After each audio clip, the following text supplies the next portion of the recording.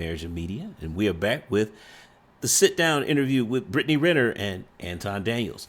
The title this time is 600 subscribers. I know it. That's what you were thinking. Yeah. Yeah, no. So the title is Kevin Samuels told me I had to choose a traditional man or being a modern woman. Yeah, I mean, that's it. Shout out to KS. Rest in peace. But we're gonna jump right in. I don't think there's a preview. It probably is, and yeah, we'll just go with it. Those that I know stayed. And if they didn't Really? stay, they want to be with their baby daddy. Yes. And even though they have a crazy earning potential, it's that. Why do they stay? Why do they stay? Why do they stay? Because they got the earning potential. It's not like they. That's what I want to know. When you can make your own, I really don't understand why you would want to. You don't think that it's in a woman's nature to just want companionship over? Who doesn't want that? But Over- at the expense of being disrespected, cheated on, and then him possibly having outside babies or giving you something, lying to you. Like, the bond isn't deep if you're not even committed to your fucking self. It was a preview. And Okay. I think that's where I was like trying to be this housewife, like, oh, I'm not going to post on Instagram. I'm not going to post any videos. I'm going to just disappear. That wasn't me being true to myself. I love the attention. What are we saying? That's why I can deal with the negative shit because there's No just surprise too much there. Fucking positive shit that comes from it. And I love attention. I love people talking about me. I love all that shit. You too real. So at So least she's that's why I'm like, self-aware. at this point, fuck no. Like, I take care of shit. Like, I make shit happen. I'm creative as fuck. Like, it would be a disservice to myself and to why I was called to even be here, to just fade off into the background and be in love. Because what happens when they wake up and they don't love you in the morning? Or if they cut the credit card off, or if they take your car, or if they kick you out of your house when your son is 2.5 months old. What do you do then? That's The true. only reason I even had the balls to drop my nuts on that nigga's head, or just period, is because I'm Brittany Renner. Because most women, and I'm not gonna say most women, because we don't gotta bring other people into this.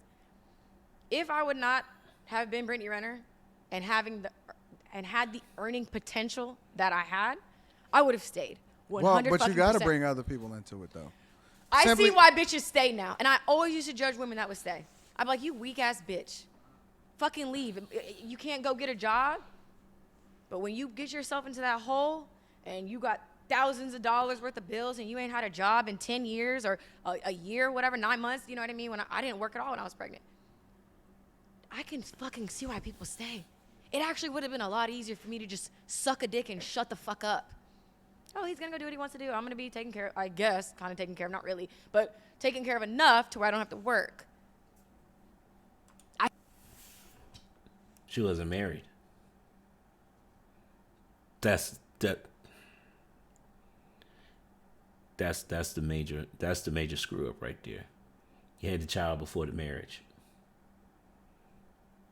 Because that changes that equation. That everything changes when you get married. Because then it's not it's married before you carry. I see why women stay now, and I used to judge baby mamas, and I always used to judge women who would stay in marriages. And then I found myself having to make a choice. And I can guarantee, I know for a fact, I would have at least stayed a lot longer if I didn't have the earning potential I did. But I was like, ooh, I'm going to drop my nuts on your head. And I'm going to show you, bitch. Do you think that a lot of that comes from you being kind of left out in the cold? And again, I'm referring back to your book, right? Mm-hmm. Because it seems like when things started to go left with a lot of the different guys, or let me rephrase that. It seems like when you got into the relationship and then the guy got comfortable based off of this, the different descriptions that you've given as far as how the dynamic of the relationships ended up. When a guy got comfortable, it seems like things started to go left and then you got left out in the cold, right? Do you think that's impacting how it is that you see society, or that even influenced how you started to judge baby mamas, or all of that other type of stuff? Or do you think that that's just the reality? Like, the reality is women that don't have options stay versus you know, the idea that women should explore the freedom that or their creativity or their purpose or all of this other type of stuff. And then the relationship needs to just be organic as far as nurturing whatever it is that you are, versus you having to give up something in order to be in this relationship with a person in order to have all of the different things. Like you and Kev had a conversation, and Kev says you got to choose. He did say that. How does that, like, Smart when you man. look back on that conversation, how does that affect you? It didn't make me feel good. But none of his content made a lot of people feel good. Like, a lot. It didn't make you feel good because you had to choose. Instead of this Disney fairy tale about, well, I can find all this stuff in one man. You know, he's going to let me be me, and he makes, you know, and he's rich, and everything's going to be taken care of, and I can just go out and get all this attention from men, and he's going to be faithful to me. That dude doesn't exist. A lot of it didn't, because it's still, there's truth into what he said. So it's not always going to feel good, because that's a true perspective. It may not be for that guy, it may be for that one. When he said I had to choose, it made me feel like I had to choose myself and choose career over what it is I still truly want, which is family, marriage, a bond. I feel like as a woman, you had to make a calculated judgment call. Do I? No, she's wrong. Because the premise is she's preferencing it with marrying a rich man. If you want to marry this high value man, then yeah, you are stuck. You have to choose. But I think where a lot of women get it wrong, and men, we get this wrong too. We put this narrative out here that women can't have a career and get married. That's false. You can. Is it going to be easy? No, because essentially there can only be one breadwinner in the family. If you want a career, then you're signing up to be the breadwinner. Now, a lot of women say, well, does that mean she got to choose a weak man? No, it doesn't. It just means you have to choose a man that makes less money than you. But that man could still be strong, though. Because again, what I always tell you guys, lead with the dime, right? Not with your wallet, lead with the dime. Man could be strong, and he could be stronger than her in self-discipline, stronger than her in integrity, stronger than her in morals and ethics. Those categories would qualify that man to lead and would override the fact that she's the breadwinner. Now, is she going to attract a man like that? With her past? Probably not. But there are plenty of women out here just like her, especially in corporate America, right? So those are the type of, again, I'll finish it up in the summary. Give up this in hopes of that, and then if he leaves me in the morning, I'm ass out? Or do I just say fuck love in general? If he finds me, he finds me. I'll die alone. You know, get a dog and die alone. But I miss him. But I feel like, why are the options so extreme? Why can't women have both? Why can't there be that don't fly. What do you mean? In most situations, that don't fly. Like, you can't, because you're dealing with an entirely, like, a whole nother human being that also has an objective, right? They also have a narrative that's just been painted into their life, and that, because, like, most guys don't necessarily care about what a woman makes or what it is that she does for a living when they take into consideration whether or not they would talk to her. But once you get into that conversation, you can't say that it doesn't affect what y'all, you know what I'm saying, the dynamic of y'all relationship, Absolutely. right? Yeah. So when you take that into consideration, you still have to listen to, well, what does this guy want? What is he asking for? You know, what is the objective? Because it's all fun and games in the beginning, and I don't believe in dating. Okay. What do I you, don't believe what in do you dating. believe in? I believe that because all dating is trying to deflower and peel back the layers of what somebody truly is or who somebody truly is, right? And so Okay. all dating is a bunch of presentation. Is flying out, going to dinners, you know, depending on whatever your tax bracket is, it's a presentation layer. Whereas I don't understand why women don't talk to their best friends. Okay. Because the foundation of a relationship has to be deeper than whatever it is that you... Okay. So you're saying being with a guy that's like your best friend. Correct. Okay. Because the foundation has to be much deeper than just Physical, sex. romance even. Correct. Because it's going to be up and down, right? And then eventually we all going to get fucking old and we're going to be 80 and we're not going to look the way we look today, right? So it has to be much deeper than that. So, that whole presentation layer doesn't make sense. So I don't even know how you choose. How do you evaluate who to talk to? How can you pick and choose? Hey, you know what? I'm gonna give this guy a chance. It's 100,000 people in my DMs, right? I gotta go to the requests folder. How do you even determine who you gonna talk to and who you not gonna talk to? I don't know. That's a great question to pose to make her think, but I have a feeling that I think Anton is playing coy, because you're not gonna sit here and tell me that he doesn't have an answer for that, because this is real life situations. If you're giving people advice about dating, about marriage, you have to be able to answer that question. What That's fucked up. I don't know what I'm supposed to do. I don't know.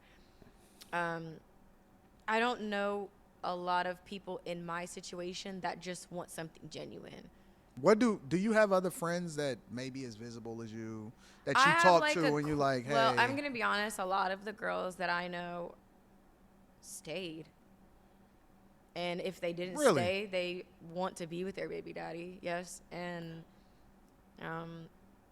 even though they have a crazy earning potential, it's that. Why do they stay? Why do they stay? Why do they stay? Because they got the earning potential. It's not like they. That's what I want to know. When you can make your own, I really don't understand why you would want to.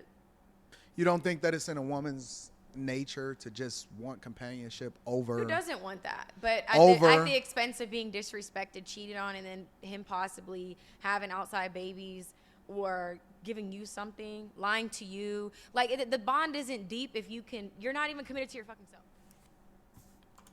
So right off the bat, what we have going on here is a bunch of fear, and the guys she has been with, her past history, have done nothing to alleviate that fear. For a lot of women, what she says is justified, because a lot of women feel the same way. But commitment tends to put the flames of those fear. Commitment tends to put those out. That's why I said, marry before you carry would eliminate a lot of that stuff. But let's be real here. PJ was never going to marry her. Because you let this man talk you into having a child without a wedding ring. That's because he wasn't never going to marry you in the first place. That's the only reason why he said that stuff. And then probably some outside forces started talking to him because, well, look, it doesn't matter. The point here, the thing that I wanted to talk about is what we never talk about. Well, any of this red pill content or manosphere, these talking points always sound good until you start throwing in family. Like, again, the whole point is that even with Kevin Samuels, you talking about you need to be a traditional woman. You need to be between being wanting a traditional man or being a modern woman. Okay, but how are we supposed to raise our daughters? Because think about that for a second. Well, my daughter gets straight A's in college. She's a biology major. She just got a scholarship to, X medical school where they're going to pay for the first 2 years of school for. Well, you know what? You say you want children and family. You know what? That I know you got into medical school, but you kind of, you need to find a husband because that's more important. What? No. See, the premise is that you have to choose between your career and getting married. That's not true. I said this before about, it just means that you're looking for a very specific kind of guy, because there can only be one breadwinner in the family, right? This whole myth of the power couples work as long as you don't have kids. But again, I also said this before. Most men are not going to, if kids are off the table, most men are not going to get married. So that's why these power couples, that's why that stuff don't work. Right? Because somebody's got to take care of the family. Somebody got to take care of home. If you're saying you're a career woman and you want to have your career, fine, go be the breadwinner. But understand what kind of husband that means that you're qualifying for. Now, does he have to be a stay-at-home dad? No. Does he have to be a weak man? No. He needs to be a man, but you need to find somebody who leads with a dime, who leads with self-discipline, integrity, morals, and ethics. Those things, see, that's how you overcome, gentlemen, this is how you overcome the fact that she makes more money than you. Because if you're leading with those 4 categories, your income is almost irrelevant. Why? Because she still looks up to you. She still respects you. See, that's the ultimate trade-off. But a lot of times we as men don't want to excel in those categories because it's easier just to go out and make more money. Or so we think it is, right?